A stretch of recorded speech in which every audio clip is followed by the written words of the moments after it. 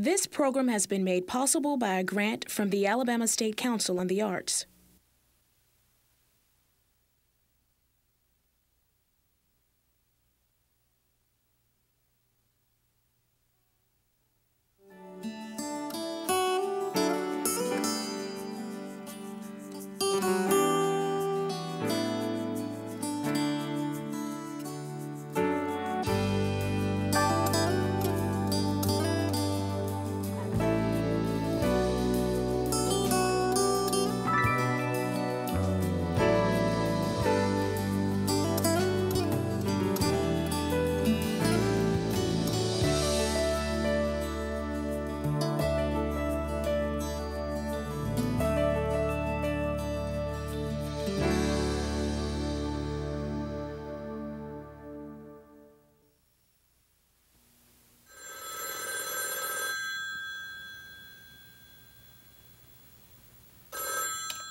You have reached the residence of Jerry Boogie McCain.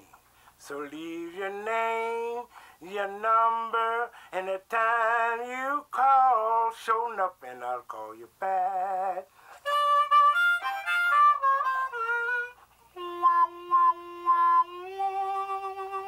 Thank you.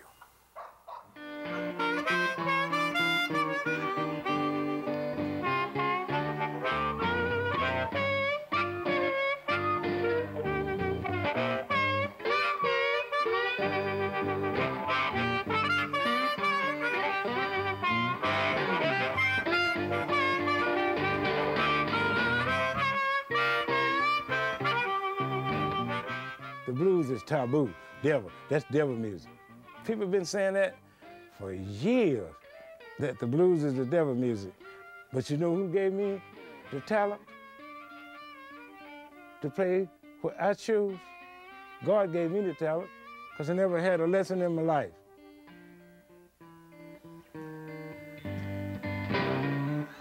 You know the blues is everywhere. Everywhere I go.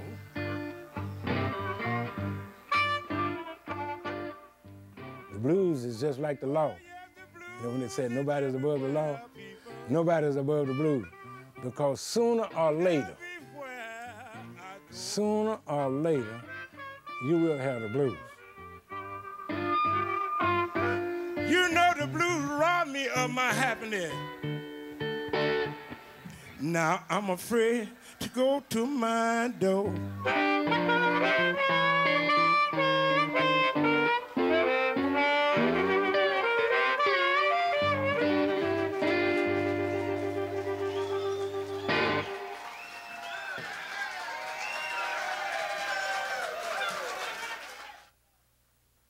The blues come from wanting, pressure, poverty. Blues come from a lot of sources. You think about what you should have or could have, but you don't have it. Then I put it into song. It started years ago. I used to stand out on the corner and play this boogie-woogie thing. That's where the boogie come from, Jerry Boogie McCain. My mother would send me to the store, and I would go down there and get on the corner and go to playing harmonica, and the people clapping and going on, then I forget my purpose was being down there at all.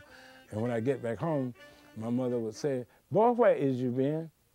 I kept that harmonica in my pocket everywhere I went. Where I got my harmonicas, back then, where we live, poor people. Not only black people did this, white people did too. They have a fireplace or they have a heater. And some people would go out and get lumber where they've torn down something, boxes. And when they get through burning the wood, they take the ashes out and throw them outside the street. And I would go around and get all the nails that come out of the boxes, anything that was metal, and I would sell it and buy my harmonica. And during that time, harmonicas didn't cost a lot of money. You could get a harmonica for a quarter, you know. Now, I just made up that part, and I'm going to have to put it down here. Tell me about it. I started, I guess, around 15 or 20, you know, writing my own songs. So I'm a born rhymer. See, when I'm rhyming, I'm having a lot of fun, and if I can't rhyme, it can't be done. I rhyme all the time.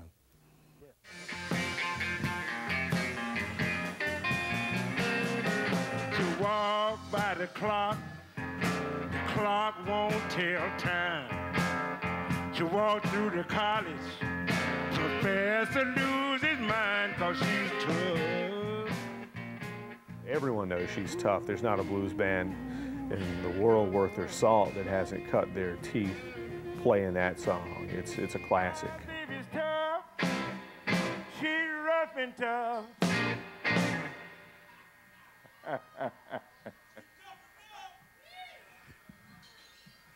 You know what? I ain't Coca-Cola. I'm Jerry McCain, but I'm the real damn thing. My baby's tough, she rough and tough, and that's tough enough.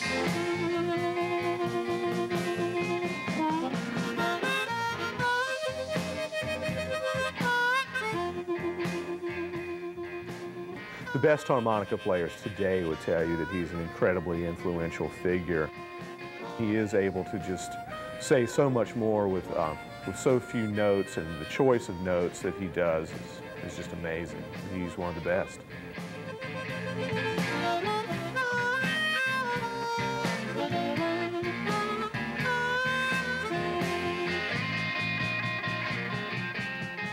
I had been wanting to make records for years. I would go on Schuler Avenue. They had this little music store there, and this guy had this machine where he could make a disc, and I would go over there with nothing but a, you people call them washboard, we call them rowboat. I would go over there with nothing but a rowboat and a jug and my harmonica. And I would pay my money to make one of these discs, and I would send it to the record company. I'd get an address off of a record, or something like that, and I would write them, you know, and send it to them. And I didn't make no connections like that because I wasn't doing anything, you know. With a rowboat and a harmonica, I mean, what is it gonna sound like? So finally, I got a guitar. But I got my own band. That's how I got with my first recording company, Diamond Recording Company on Trumpet label. Trumpet record label was a very seminal music label in the Deep South out of Jackson, Mississippi. And Lillian McMurray, who was the proprietor of the label, saw it as necessary and important to record the Southern music, indigenous music that was happening back in the early 50s. So these are very historical documents, these recordings of Jerry during that period of time.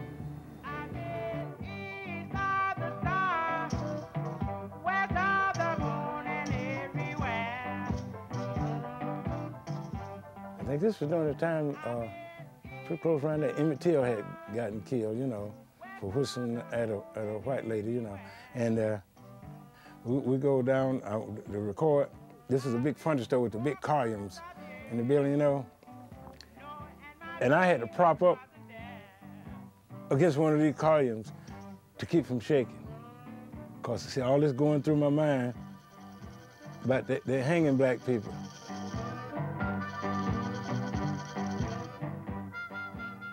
I wanted to make me a record. And I messed around and made one. Now I've made quite a few. How many? Doggone if I know.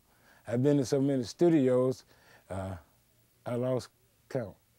And I had this big idea that I was gonna make a lot of money, which hadn't happened yet, you know.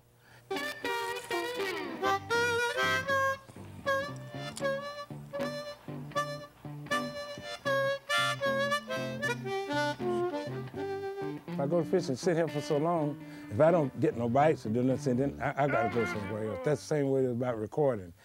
You know you ain't treating me right. One more time.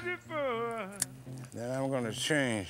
Lucifer, girl, you know you ain't treating me right. I never made any money with any record company that I've been with, and I've been recording 40-some years. I hadn't made any money with a record I'm company. waiting on you, baby.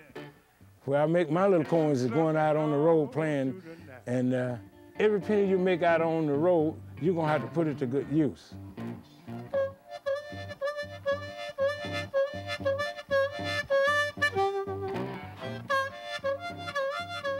Sort of have to be in the know to check Jerry out, and certainly think that shouldn't be the case. I think he should be a household name in blues. Now, when he does go to Europe, he's very well appreciated there. He has worked so hard at it and is such a wonderful musician. It's just that the money isn't out there, and there are opportunities for Jerry to play more than what he does. However, he declines to do so because the gigs don't pay well enough to make it worth his while to leave his home, leave his family, which is of the utmost importance to him. At 64 years old, I've been married 3 times. Been shot 1 time. My first wife shot me with a boyfriend. But I'm 64, still ready to go. Old man is kicking like a chicken. I've had 3 wives in my lifetime. The sweetest one was Doris Jean. You know, just like that song, Doris is the sweetest thing I ever seen. I made a record about that. We had our ups and downs. We've been separated too. But we straightened it out, you know. And she loved my baby like that boy, and she loved him just like I do. I got 2 daughters, and I wouldn't give you a quarter for both of them. So just let me say I don't have no kids at all. And then the people say, well, how you got grandkids? I bought them. They've been around us all their life. The boy, Joe Billy, started staying after I went to Paris. Now he refused to go back. He's gained 19 pounds since he's been here. He stopped saying my mama, he said her. She was taking up money buying crack. So we gonna burn the crack house down. Burn the crack house down. Burn the crack house down. Burn the crack house down. We gon' burn them down. Show gone, show gone, show gone. Clean up this town.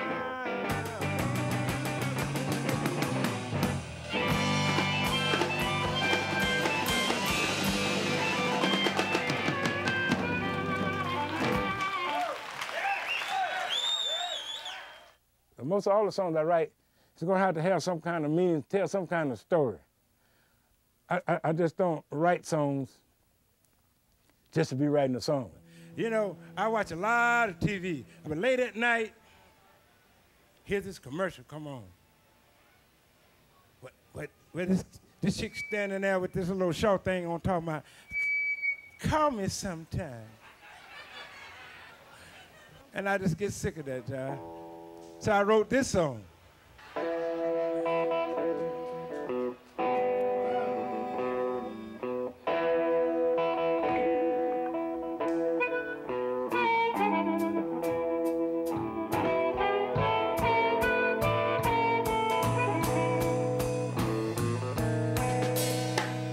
I ain't got no 1-900 number. Oh, but the little girls call me all the time. My song might be suggestive, but not vulgar, you know. I ain't got no 1-900. That's the reason I didn't like rap, because they do all this vulgar stuff on there, and it ain't saying nothing to me, you know. It seems like the same thing over and over. I don't listen to rap, period.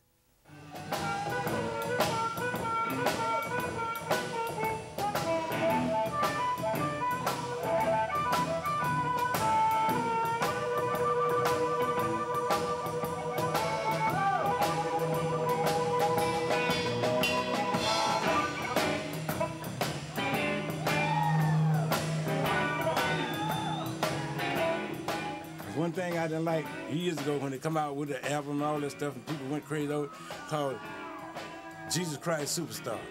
I didn't like that because you're messing with God's name, but I don't want people to put me in the same category. But when I was up and said, ladies and gentlemen, I want you to understand, I'm not God. I'm not Jesus. But when it comes to this, you know what? I am the master. I am the master. I make it do what I want it to do. So sometimes I believe if I can play it fast enough and put it down, I believe it'll just keep on growing a little bit by itself.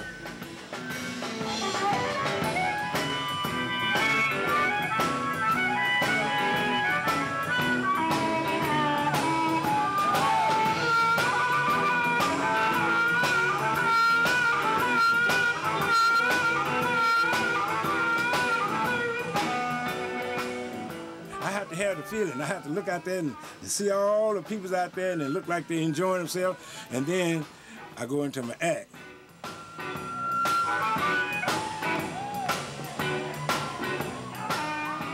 Years ago, I would play when I see one of the more pretty girls come in.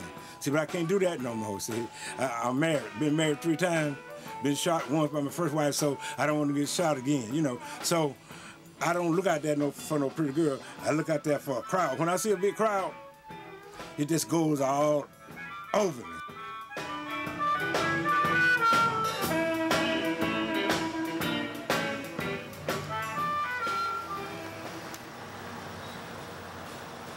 If my wife ain't with me, my grandson with me, I stay by myself.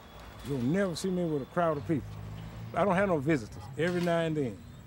Don't need no visitors. See, the less people in this town know about you, the better off you are. Because they'll gather all kind of information that they can, and then it's all over town. See, I don't have no trouble out of white people. It's all black people. They get jealous of everything that you do. If you look like you are better than yourself, your condition, and then they get jealous. They'll get mad at me because I say that. Now look at me, I'm black, I'm a Negro. They say, you don't say Negro no more, you say you're black. I'm Jerry McCain.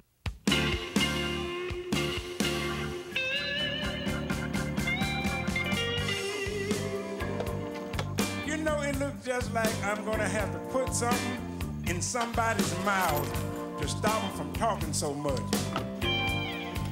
Now, somebody done told my old lady that she needed to get rid of me because I didn't have nothing, wasn't trying to get nothing, and didn't need nothing. Oh, but she sure made me feel good when she told me what she told me.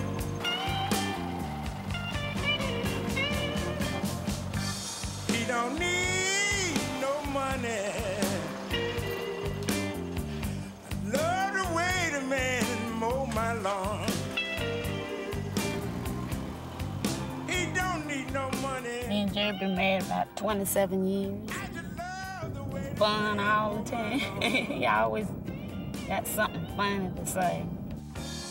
Every time he vacuums my carpet, ooh, we have so much fun. She worked at Tyson. She's what you call a saw hand. She used that Black & Decker saw to cut chickens. She leaves here at 5:30, and she stands up all day, except on breaks. Well, he do mostly all the cooking and cleaning. But when I leave Tyson, I'm just out of it. She said she loved the way I wash her dishes. Crazy about the way I clean her window pane. My wife go out there to Tyson, stand up all day.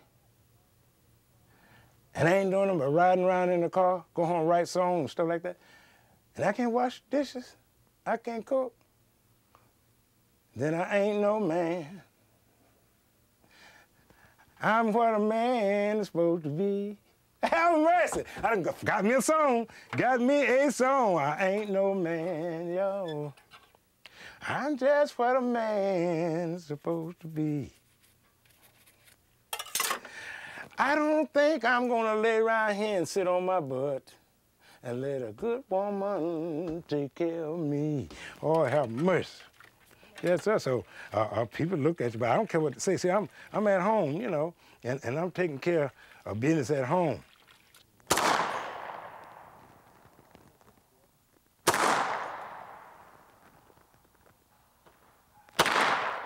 I don't want nobody to hurt my mama's baby. That's where I carry this. This is my mama, Miss Nine, and she's mighty fine. I take it everywhere I go. Everywhere I go. Anytime you see me in the street, in the church, if I got my pants on, my mama is with me. See, I'm licensed to carry a gun. I used to be a bounty hunter. I don't get out in the street and start nothing. By the same token, I don't want nobody out in the street starting nothing with me. I don't know when it was, but he was going to a recording session. I think he said in Nashville, which would place it in maybe late 50s, early 60s if he's going up to record for Excello, that he was pulled off the road and beaten up badly by a white cop. And I think an experience like that, especially at that time in the South, that's going to stick with you. I was bounty hunting for a while, and we goes up to Toledo, pick up a guy that jumped bail, and snow on the ground, everything like that. And some come to me and said, well, I said to myself, what the hell I'm doing out here? I'm a harmonica player, I'm a musician, and I can play with the best of them. I ain't got no business out here. And so I quit doing that.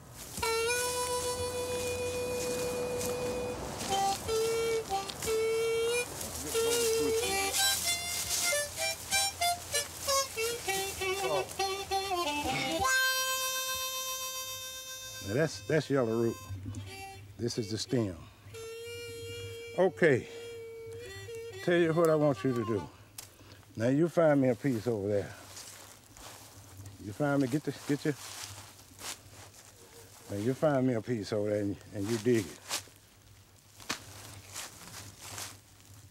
Before Dr. Jonah Salk developed penicillin, my mother and her sister, they knew what medicine, you come get medicine, herbs for different ailments. Yeah, you broke it off. That's okay, you begin. See, I'm just a little fool trying to rap, and then you know when they're trying to bust a cap, and then you know when I get a hold of you, you're about to get messed up, Jack, and then you know that you messed up, G. I don't like large cities, period. The hustle and bustle, and the larger the city, the more people, and the more problems. I've lived in Gaston all my life. There's nothing here, but this is where I was born, so I just stay here. But like I said, if I had to move to a larger city, the larger the city, the more people, and I might have would come in contact with somebody that could have helped me. But I didn't. I stayed married to the manager too long, and it just screwed me up. And I would quit him off and on, and he would come back with a sweet idea, bam, show me right where we gonna make some money. And you know how you show them women on television about spouse abuse? And they call the police out there and be all kind of confusing, and then she wind up right back at home. He make it sound like ice cream and cake, pie and cream. And I just stand up there and just sign another contract, and it would have contractor problems, and then I'd have to lay out 4 years, let the contract run out. I've seen it in magazines several times. They say, well, why do he come out with these good things and then he just disappear? Nobody never hear from him. They don't know that I'll be laying out a contract, starving to death. Come away, Gypsy.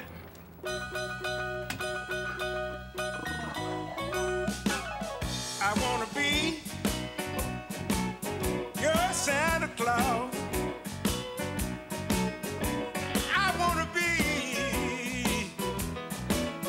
Santa Claus. I want to be your Santa Claus, and I don't care how much it costs. Well, I'm sure glad Christmas don't come but once a year.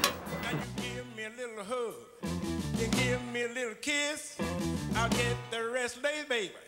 Sit down and make your list, cause I want to be your Santa Claus. Long as my wife she's satisfied, and my grandson, and then I'm satisfied.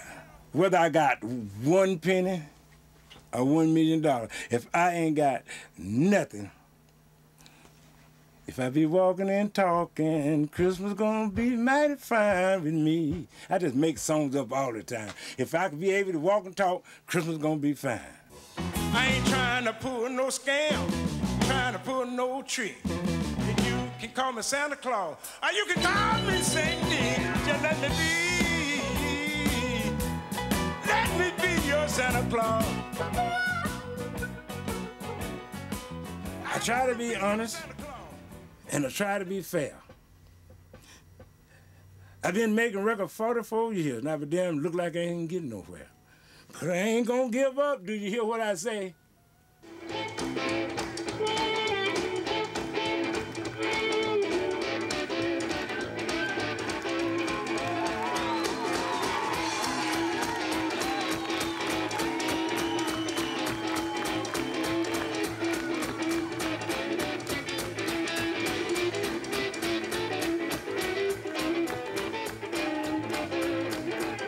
I'd like to say that I'd be playing music until I die. But that would have been a lie. I'm going to be playing music after I die. And a lot of people don't see how I'm going to do that, but I'm going to be playing music after I die. Because after they died and they put me in a casket, see, I'm going to be in my own casket.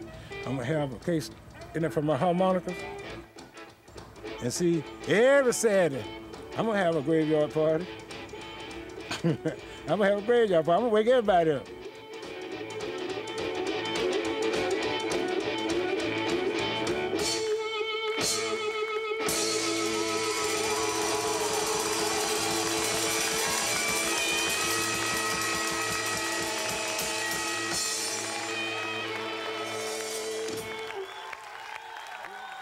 If you live long enough, you're going to have the blues. This program has been made possible by a grant from the Alabama State Council on the Arts. For a videotape of this program, send a check or money order for $25 to the University of Alabama Center for Public Television, P.O. Box 87,000, Tuscaloosa, Alabama 35487, or use your Visa, Discover, or MasterCard by calling 1-800-463-8825.